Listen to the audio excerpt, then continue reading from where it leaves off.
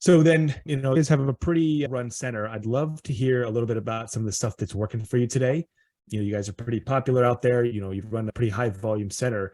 Tell me a little bit about some of the stuff that you're doing today that seems to be successful for you. Yeah, that's a loaded question, Forrest. You know, we're a we're in a market with 500,000 people. There are two bowling centers. The other bowling center is not as active in our industry and the things that we do, but we try to work together. And in New York City, we've got a great group of bowling centers that do work together, and along with our state association. Here at RABS, community is a big piece of what we do, what we are, and Yeah. so. That has kind of been instilled in us, giving back to those who give so much to you, and then goes back to our staff, and then of course our community behind that. And so if anybody knows anything about bowling, anybody that's got these wonderful businesses we've got these communities built in that are just amazing, right? There's a community within the bowling center, and it's just the people that make this work.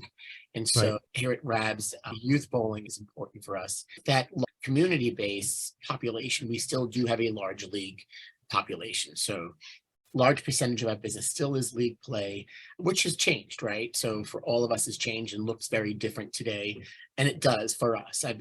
For 10 years, I've been telling our staff and our family, hey, we need to really look at this and say, hey, this is something going to change and evolve. And it certainly has. And so we've tried to stay ahead of that, knowing, Yeah. Frank may have bowled on Monday nights, and Frank bowled with his wife or significant other on Tuesday nights. And then the wife bowled on a different day. And so everybody bowled multiple times a week. And so instead, what's happened, instead of the multiple times a week, Frank and his wife bowl one night a week. Okay. Where league participation has changed, it's more the same people are bowling, just not bowling as often, right? So that's been a big change for our mom. We hear the party and event space is huge, Yeah. raising.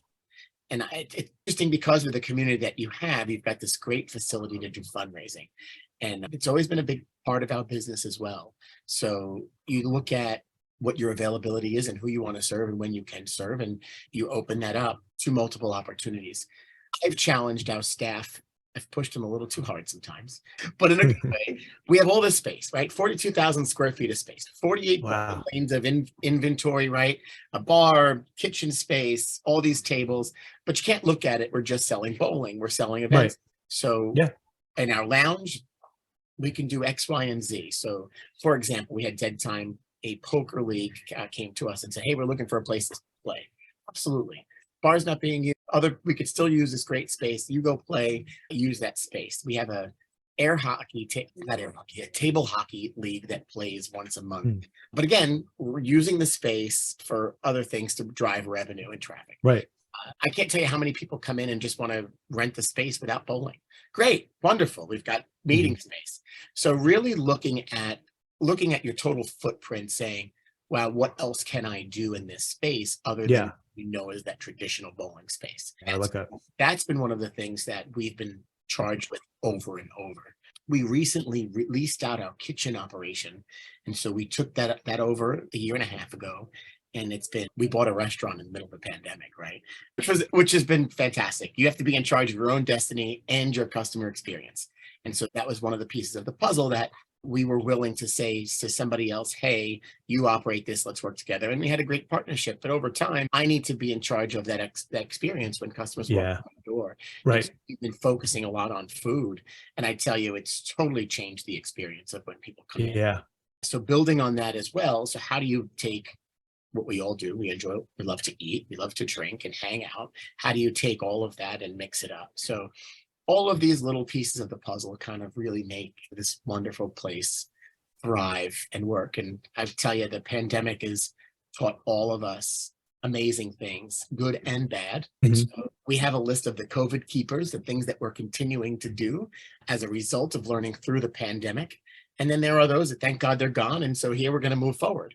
But we've learned so much, and looking at your daily schedules, looking at your operation certainly has changed because of that. And so I can say thank you, which is terrible to say. You know what? It truly challenged us. And so here in New York City, we had restrictions for 2 full years. Right. Some kind.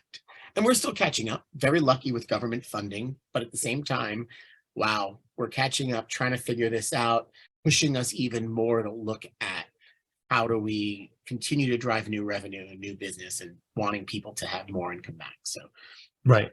in a nutshell, there's more there. Hey, did you like this video? Great. We make 10 of them a week. Subscribe to learn more and keep learning about what's working in the industry. Talk to you then.